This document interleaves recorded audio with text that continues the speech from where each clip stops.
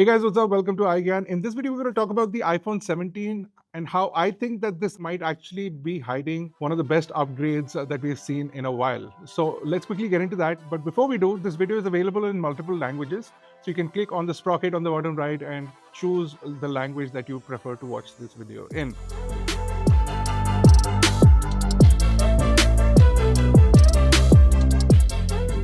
The iPhone 17 and the other phones launched alongside it have been out for a while, but all of them are now pushed into pre-order, and there's about 2 to 3 weeks of waiting depending on what model and variant you get. The iPhone 17 is in the same bracket, so if you're interested in picking one up, we'll have links in the description below with some offers that will save you some money. Now, the iPhone 17 starts off at 82,900 rupees, which is fairly similar to what it was last year for the base model iPhone.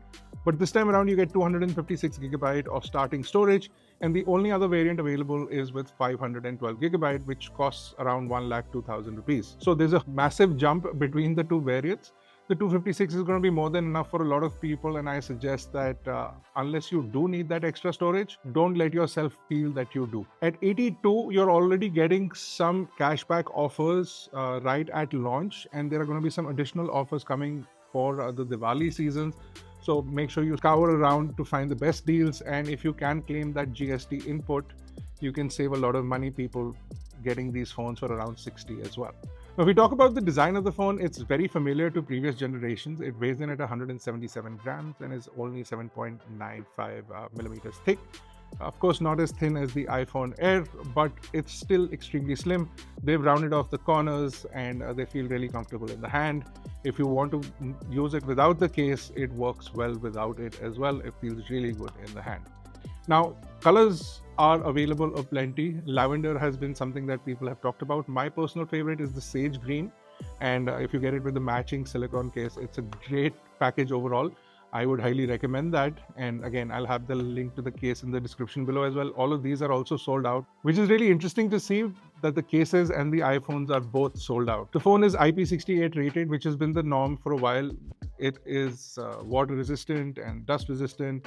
You can also dunk it in water. I wouldn't recommend that you do, but if you do accidentally, it should survive. There are a few reasons why I think this phone, while despite being the underdog and not being talked about a lot, is actually the best upgrade from all the phones this year. And one of the bigger reasons for that is the glass on the front. Now, this is Ceramic Shield 2, and Ceramic Shield 2 is available across the lineup. So whether you pick up the Pro or the base model iPhone, you get Ceramic Shield 2 on the front. This glass is extremely durable. It also scratches very less. In fact, it starts scratching at a Mohs level 8, which typically glass used to scratch at a level 6. So now they're starting to scratch at a level 8, which is extremely hard. And for most people, you can actually rock it without a screen protector and not be afraid.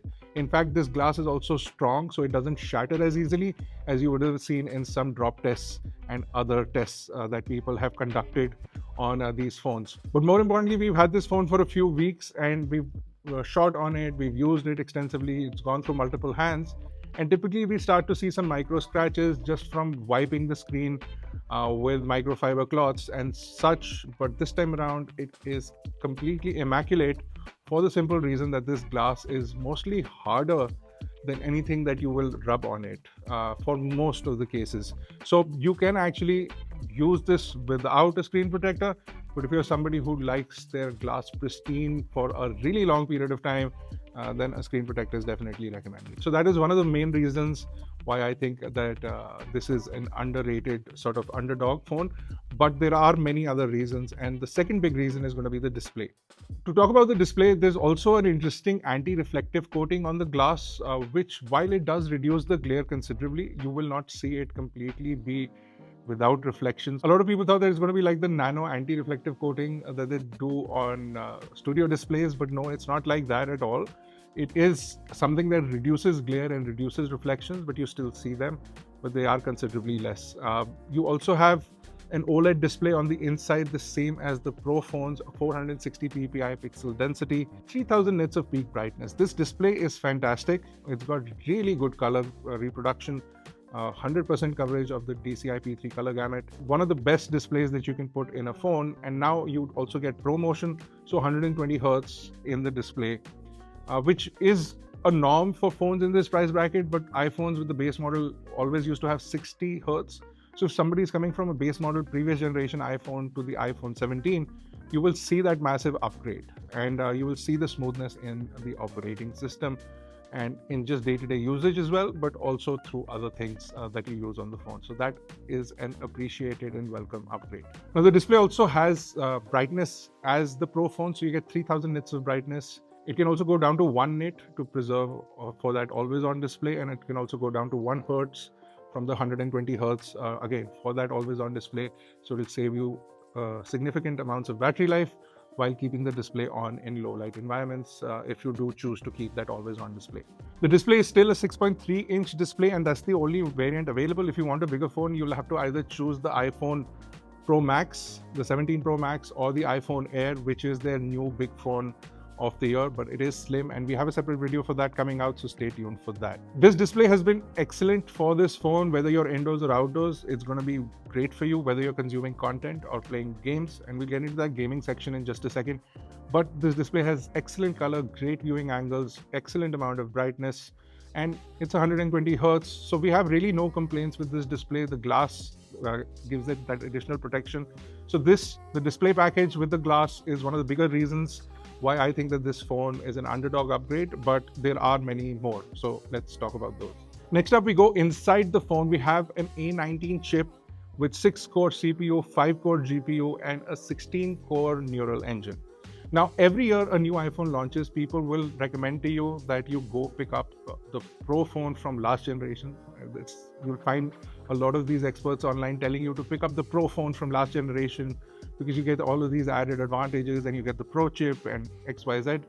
But the A19 chip is actually much better than the iPhone 16 Pro's processor. So here is a quick benchmark of the CPU from an iPhone 16 Pro Max in comparison to the iPhone 17. And also you can see the GPU results, and more importantly, you can also see an AI benchmark result. So you'll see that in all of the cases on benchmarks, the phone performs great, and you will also see that translate into day-to-day use. This phone has an aluminum body, heat dissipation is managed really well, and you get really good performance from the chip from day-to-day use. I mean, you can play AAA titles as far as games are concerned, available directly in the App Store, and they work flawlessly on this phone without the phone getting bothered at all.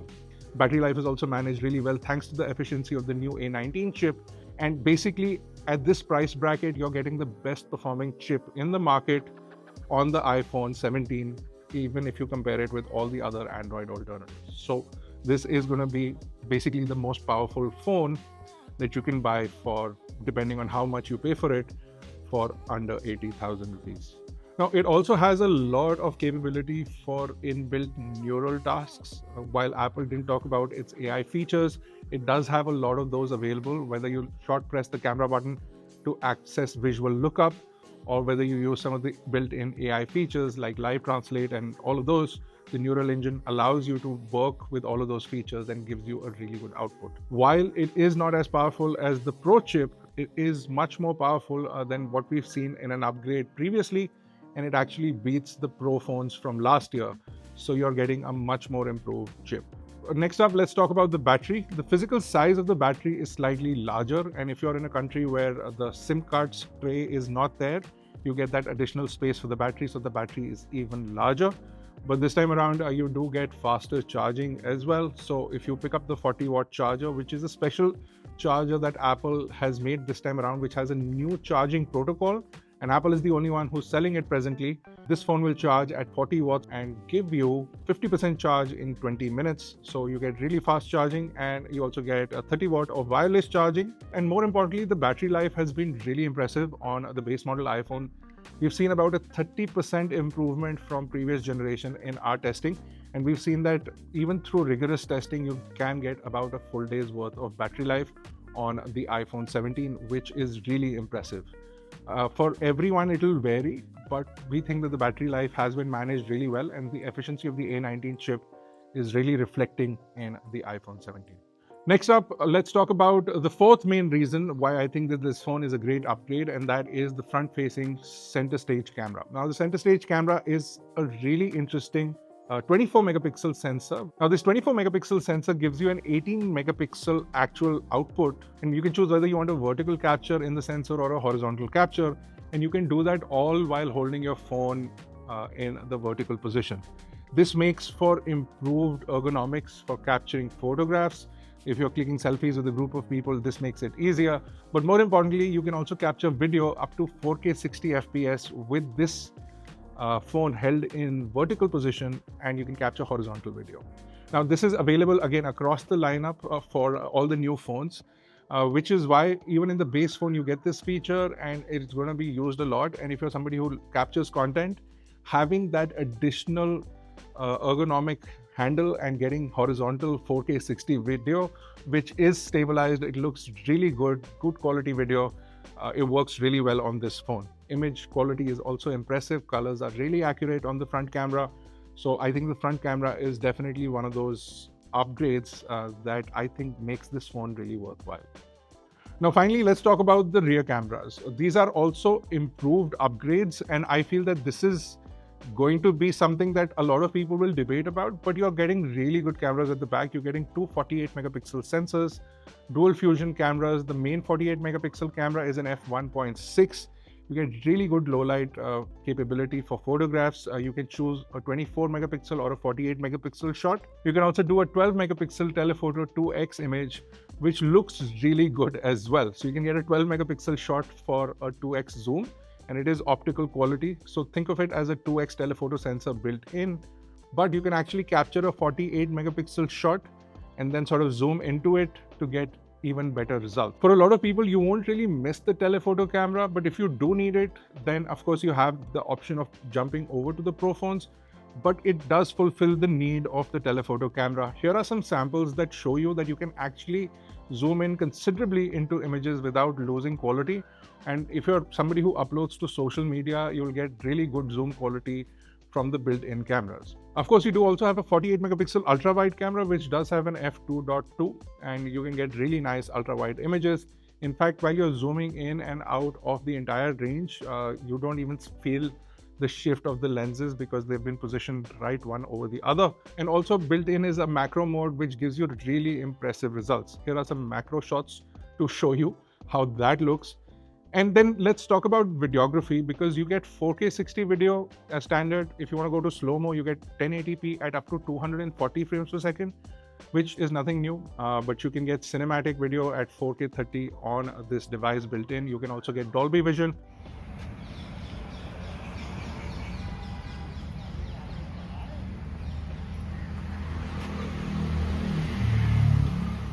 And you can also get that twin video, which they call dual capture, where the front camera and the rear camera are both working at 4K 30 FPS in Dolby Vision on the base model iPhone. So you're getting basically all the features except for ProRes, a telephoto camera, and a faster USB port. And I'll talk about that in just a second on the base phone. And I think that makes this iPhone 17 base model one of the best upgrades in a while for the base model iPhone, because it basically gives you everything that you could expect from a pro level phone in the base model.